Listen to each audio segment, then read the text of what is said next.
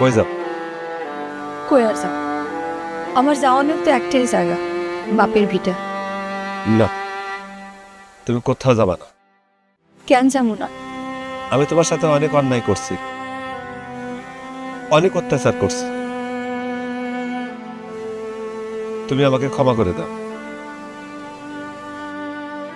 এই ঘর, এই সংসার ছাড়া তুমি কোথায় যাবা?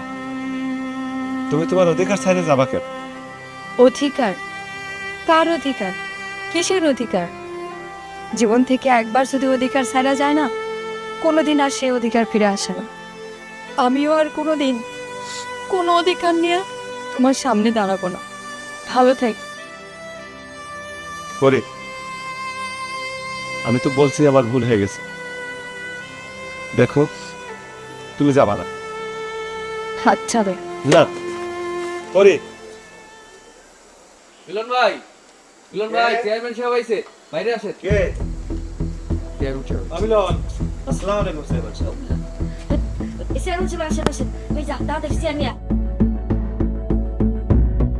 কেমন আছেন?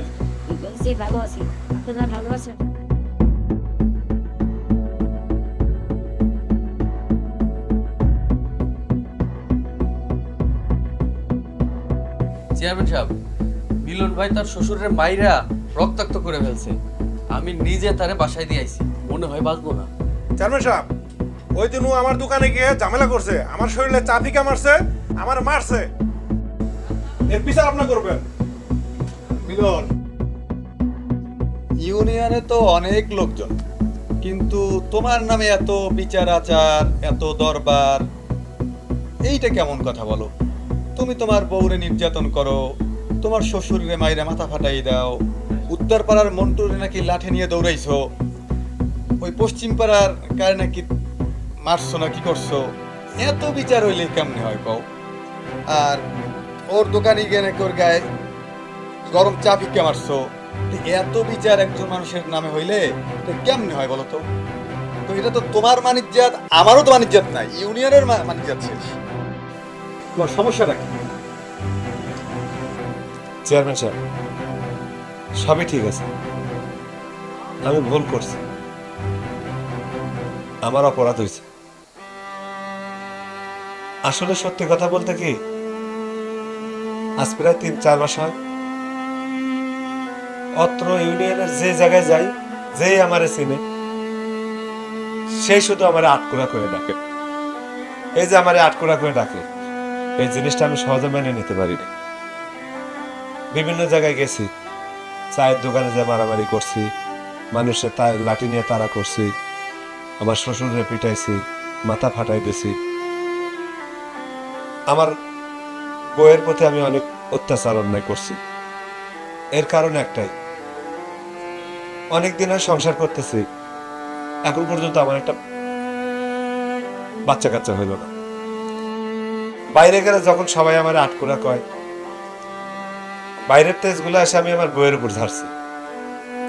আমি নিজেও শান্তি পেতাম না।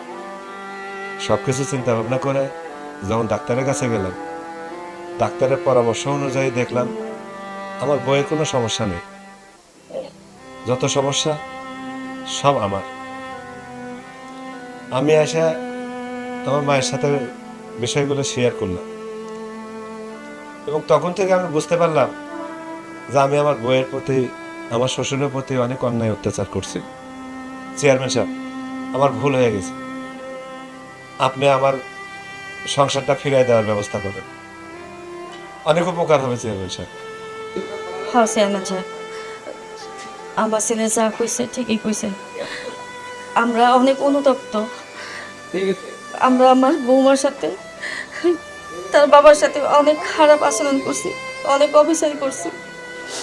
সেই জন্য আপনার কাছে আসি, আপনার কাছে আমরা ক্ষমা চাইতেছি, আমাদের ক্ষমা করে দেন।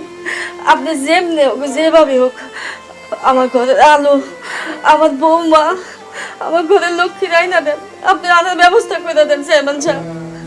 মিলন, তা আমি ওই ইউনিয়নের চেয়ারম্যানরে ফোন দিয়ে দিচ্ছি, তুমি যাও। আর রুবেল, তুমি ওর সাথে করে নিয়ে যাও।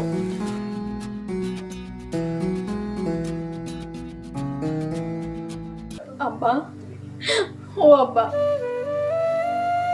কেন আমারে দেখতে গেলা? কেন গেছিলা? আমি মরে যাইতাম তাও ভালো ছিল। আজ আমার জন্য তোমার এই অবস্থা আব্বা। আমি সত্যি অপয়া, অলক্ষী। নিজের তো জীবনে সুখ শান্তি পাইলাম না, আমার জন্য আমার বাবু মরতে বসছে। ও আব্বা, তুমি আমার মাফ করে দিও আব্বা। আজ আমার জন্য তোমার এই অবস্থা। আল্লাহ গো।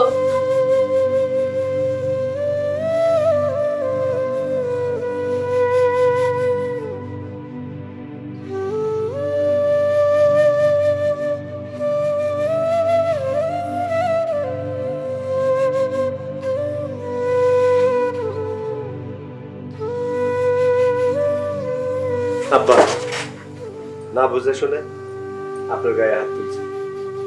আব্বা, আব্বা, আপনি আমার এবারের মতো মাফ করে দেন আব্বা। আব্বা, আমি কথা দিতেছি আব্বা, আমি আর জীবনে এরকম ভুল করবো না আব্বা।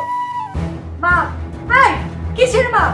কিসের বাপ চাস তুই? হ্যাঁ, দিনের পর দিন অত্যাচার করতো, আমার বাবার মৃত্যুর পথে চাকরি বানাই দিত, তাও কি তোকে শান্তি হয় নাই?